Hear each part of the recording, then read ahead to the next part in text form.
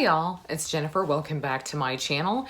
Today I am coming to you with a video all about my bookish buzzwords.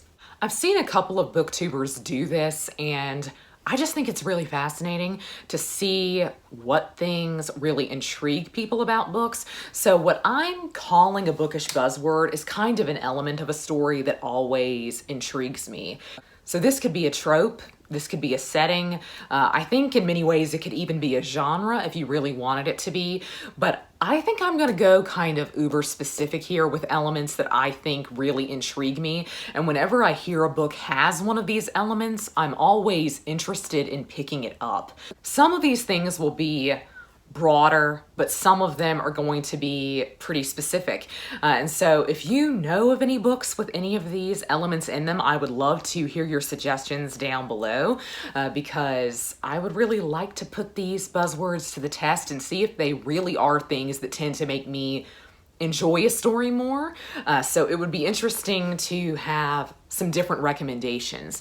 So let's just get right into it. I think a trope that I would talk about and that I would say I always fall for, but is maybe not necessarily an element that would make me pick up a book on its own, but it's just something that I really love and I love to see it done, is when the main character has grown up with another character and they become one of their love interests. So I would say the Grisha trilogy does this very well, and I think it does it perfectly in terms of showing two characters having grown up alongside one another, maybe one of them always feeling more and the other not realizing it until now. I also think this is present in the Hunger Games to an extent with Gale and Katniss, and it's not always something that I love in a romantic sense, though I always tend to feel for those characters a little bit more if this is a love triangle type situation.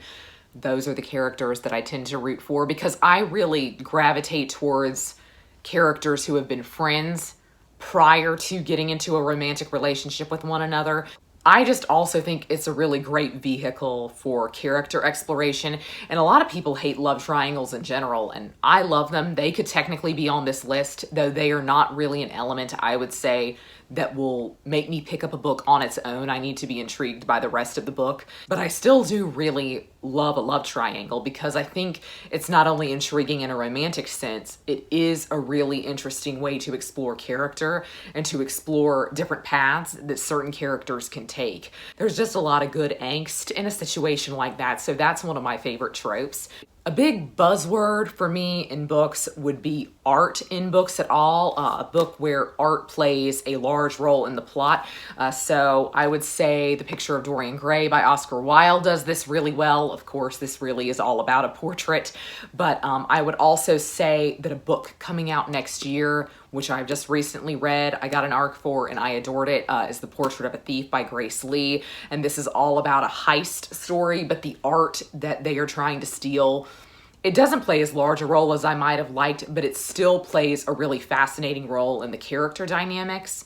And one of my favorite books of all time is The Most Beautiful Woman in Florence by Alyssa Palumbo. And this is about the woman who inspired The Birth of Venus that was painted by Botticelli. And this book is so dreamy. It is possibly my favorite historical fiction of all time. It's just such a dreamy book.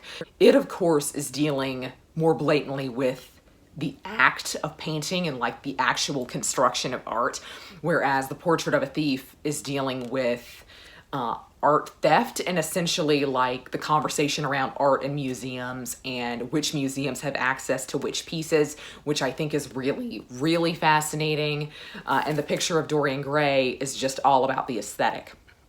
And so there's a lot of conversation not only around technique and everything in Dorian Gray, but there's also just a conversation around how art makes you feel, which I think is an important component in the conversation around art. And so I'm always intrigued by books that have art in the forefront or as a major element of the plot. And speaking of The Most Beautiful Woman in Florence, I wanted to say Italy here. I wanted to just say books set in Italy, Italian classics, Italian books. I'm just really fascinated by Italy, and often You just need to tell me that something is set in Italy and set in a certain time period for me to be intrigued by it, but I really wanted to narrow it down, and so I tried to figure out what it was specifically about Italy and what location specifically in Italy is the buzzword for me. And I think 9 times out of 10, it's when a book is set in Florence.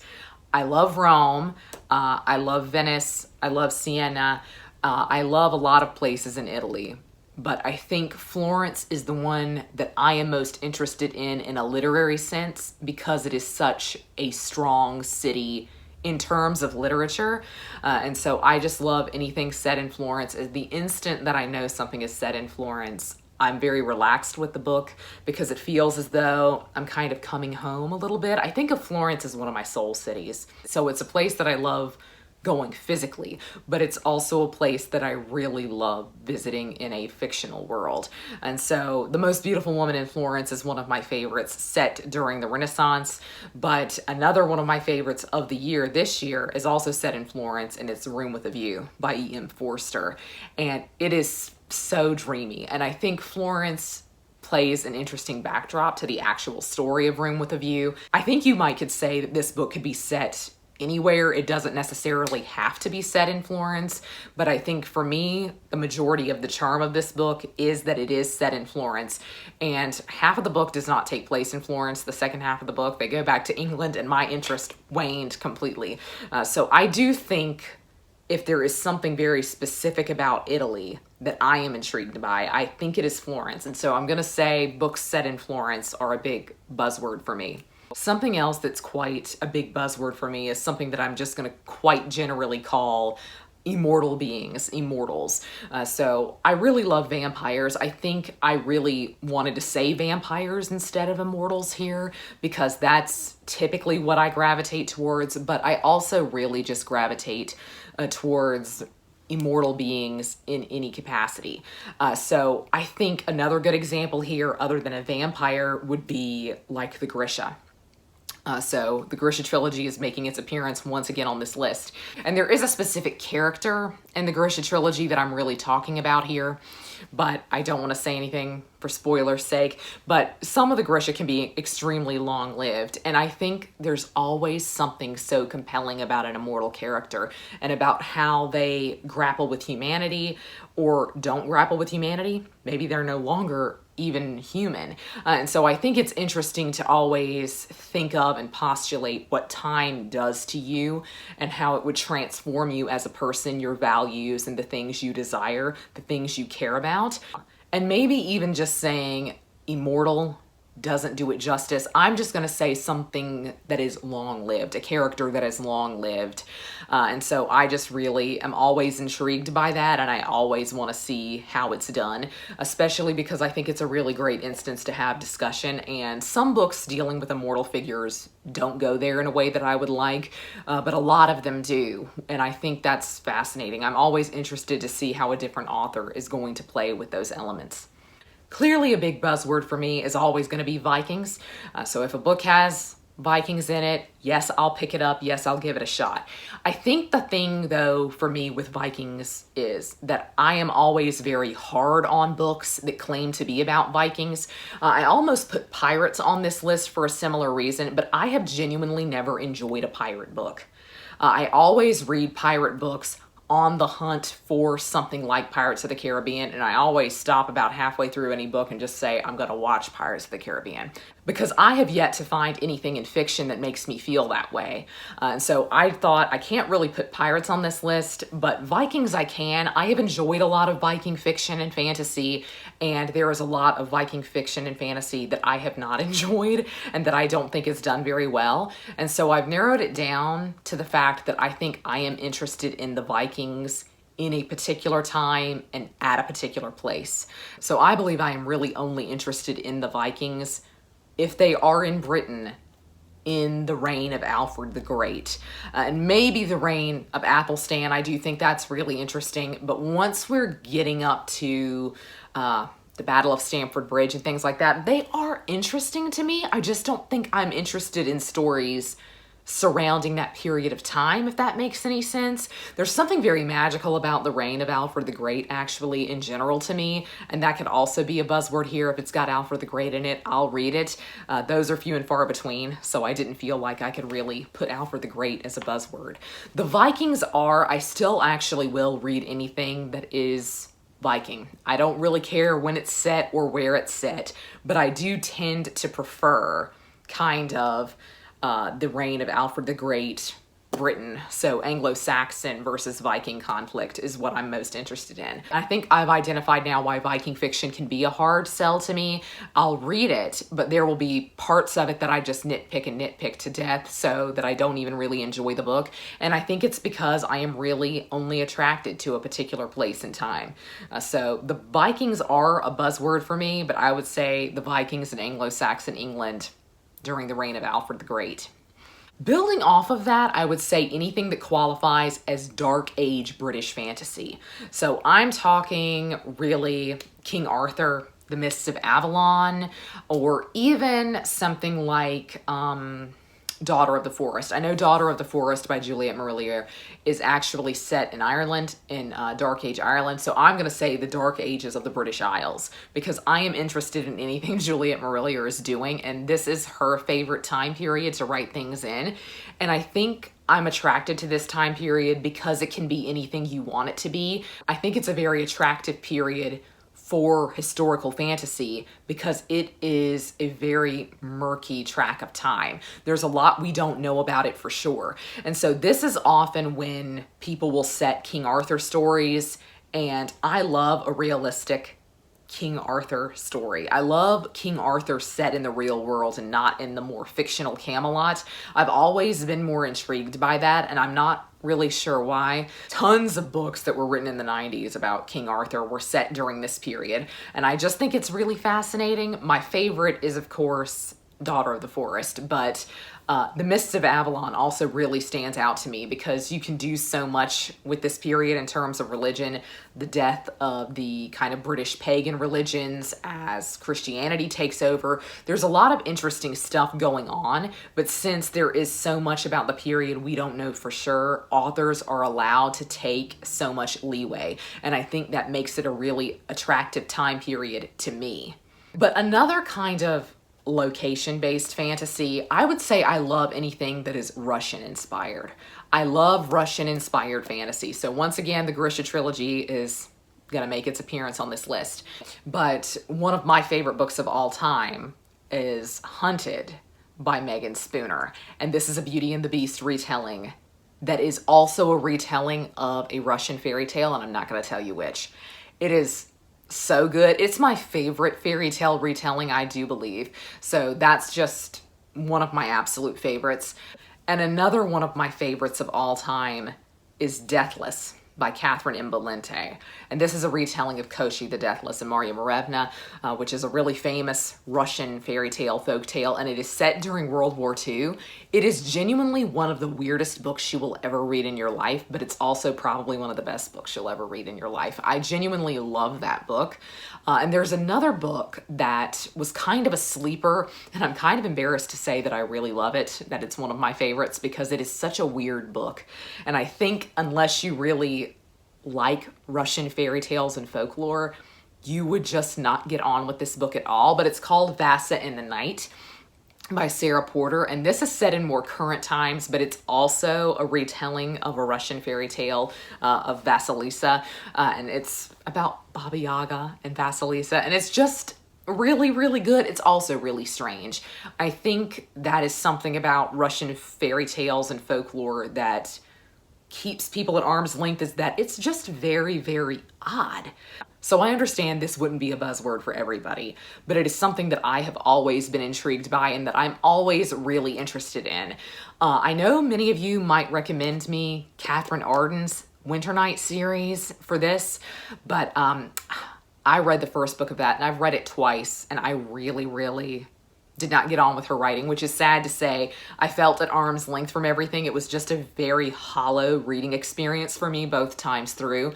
Whereas I think Deathless is probably also a very hollow experience for people, but I'm just blown away by the writing there. And I'm also really familiar with the story of Koshi the Deathless and Marya Morevna, and that's one of my all-time favorites. But if you're looking for a recommendation of a kind of a Russian folklore, Russian fantasy, read Deathless. My next buzzword is something that I don't really know how to concisely explain, so I'm just gonna say it's sort of a past that informs the present, if that makes any sense. Something where things that are happening in the past really inform everything going on in the current novel, and often you are more intrigued by what happened in the past than you are by what is actually happening in the book. So for me, Game of Thrones is a really great example of this, because there was a war prior to the series that I was always far more interested in than the current events of the series. When anybody went off on a tangent about how things used to be and what happened back then, I was always far more interested in that and in those discussions than I was in what was actually happening in the real Game of Thrones. So I think Game of Thrones does this really well. And recently, In the Woods by Tana French, which I read, also did this really well. But this was more in a way that past events kind of haunted the present in an interesting way. They were still very present and they were still elements of the plot, but it was something that was happening at a distance. But you were far more interested, in my opinion, you were more interested in what happened in the past than what is happening right now, or at least that's how it goes for me. I don't want to say a dual timeline narrative. That's not necessarily what I mean here. I mean something that maybe happened in the character's past, but it doesn't necessarily have to be a book where something happened when everyone was a kid and then they grow up and they find out what actually happened. I am very interested in that, and that's sort of what's going on in the Woods, but I'm really talking about world building, I guess, or even character development. Like I said, Game of Thrones, I think if you've read Game of Thrones or you've watched the show, then you know exactly what I'm talking about, because everything that happened in the war that happened prior to the book series is really imperative, and you really need to know about it to understand what is going on in the current book, which I think is really interesting, and I think is one of the things that Game of Thrones did extremely well. I'm also always interested in lost royalty. I know this is a trope that is completely overdone nowadays, particularly in the realm of YA. I think it's been overdone quite a bit, but I always love it. I don't care. I always love when a book starts out and they say, we think the princess died, there's a lost princess, and you know the main character is the lost princess. I live for it. A lot of classic fantasy tropes could be on this list because I just tend to really like classic fantasy. And a lot of the more modern fantasy that I've been reading, I haven't enjoyed nearly as much, because it seems like now people are far more interested in deconstructing tropes from the past and not going along with them. And I tend to really like those old tropes. I think they get overdone for a particular reason, which is that they work. And they can still be done very well. And I think Lost Royalty is one that can be done extremely well. And even when it's not, I still enjoy it. So I'm currently reading Jade Fire Gold by June C.L. Tan, and one of our main characters is Lost Royalty, and you know this instantly from the very start of the book, and he's bent on revenge for what happened to his family, and I love it. I just am living for it. So I think this is done really well, and this is a YA book, and I think it shows that this is a trope that is still very prevalent in YA, and I think it's partially why I tend to like YA fantasy, is you know sometimes what you're getting into, and there's a comfort level to that I really like. I also think Lord of the Rings does this because, more broadly than just lost royalty, I love the trope of a king without a crown. And so Aragorn or Thorin from The Hobbit work really well for me, and I'm really fascinated by their characters. Those are the plot lines that I am most interested in Lord of the Rings, actually. So anything like that, I am always really excited by. And I think it kind of does feel a bit more to me now like a comfort read, because it's a trope that I've read so much in my life and that I have enjoyed so much in my life, if that makes any sense. Something that I discovered today before filming this video is that I think I tend to really like a death game. I don't want to just say competition, and I actually don't really want to say a death game, but that's really what I could come up with. So I'm thinking Hunger Games, Battle Royale, the Maze Runner, anything that forces a group of people together and you have to kind of turn on your competitors. You don't necessarily have to do it to the death, I guess, but those are the ones that I'm really thinking of here because I just recently watched Squid Game. And I loved Squid Game. And I thought to myself, now, why did I love this? So I talked to one of y'all on Instagram about Squid Game and shows and books that are similar to Squid Game. And the reply I got was, you might like this if you just like fight to the death or you like death games. And I thought to myself, oh my gosh, I actually do just like fight to the death games. But like I said, I don't want to say competition. I don't really want to say even truly a death game. I think if you were in a competition, if you're in something like Hunger Games, the Squid Game, or even like Battle Royale, like you are there and you are definitely going to kill other people, and that's intriguing from a character perspective that all of these people are put together and loyalty has to be figured out, characterization changes, how people relate to one another is just genuinely fascinating to me in a lot of these stories, but I think there needs to be something wider going on. And so I do think the biggest exemplar of this is my favorite of these kind of death game books and shows, which is the Hunger Games. And so the Hunger Games is making a lot of social and political commentary at the same time as being about kids killing each other in this arena. And so in the arena, in the games, you are rooting for certain players to win. But then you start to think about how did they get into this situation, and you don't blame them any longer for acting the way that they do in the arena because you understand this is a government sanctioned thing. What choice do these people have? Squid Game as a show did this really, really well. I don't think Maze Runner did it quite so good, but Maze Runner is maybe not even in this category. It's just more of a game because they're trying to figure out a labyrinth, which I always think is really fascinating and is something else that I really like. I love labyrinths. That could be a bookish buzzword. But I think maybe hand in hand with this is that I like a gladiator game. So anything in a book that is kind of a one-on-one fight gladiator style, or maybe even a fight ring, you might say. I think one-on-one fights in fiction are really fascinating to read, and I'm always intrigued by those elements, kind of a gladiator school or anything like that. I'm always interested in it. Last but not least is kind of my broadest category, and I think is one that almost could be considered a true genre at this point, and that's the fairy tale retelling. I love them. I will read any fairy tale retelling. There's a lot of good and bad in the realm of fairy tale retellings these days because so many books have been released that are fairy tale retellings. And so there's been a lot of good and bad, a lot of highs and lows in the genre over the years. Of course, Daughter of the Forest by Juliet Marillier, which I mentioned earlier, is one of my favorite books of all time. And that's a fairy tale retelling. Hunted by Megan Spooner is potentially my actual favorite fairy tale retelling. And then I love Forest of a Thousand Lanterns by Julie C. Dow.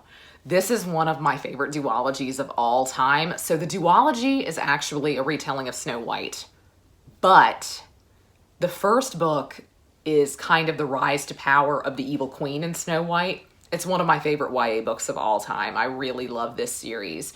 And then I also think the first couple Witcher books, the short story collections, work really well here because they are all basically fairy tale retellings and they are twisted on their heads in such an interesting way, and I think is really fascinating and fun to read. The first two books in the Witcher series are the best in my opinion. They're almost 5 stars and the rest of the series is 3 stars, but the Witcher short stories knew what they were doing.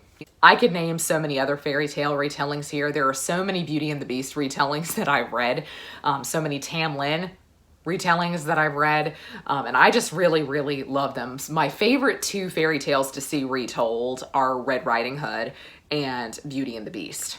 I think they are done extremely well, and they can always be done well, in my opinion, because I think they are the two most interesting in terms of character dynamics. So I'm always interested in a Beauty and the Beast retelling or a Little Red Riding Hood retelling. So those are my bookish buzzwords. I'm sure that I'm forgetting quite a few here, but those are the ones that I could think of. And I think generally when I know these elements are present in a story, I am really interested in getting into it, and I'm really interested in picking up a book like that. So I would love to know down below if you have any recommendations for these, and I would love to know too if you have any specific bookish buzzwords. But that's going to be all for me today. I hope you're all having a great week. Happy reading.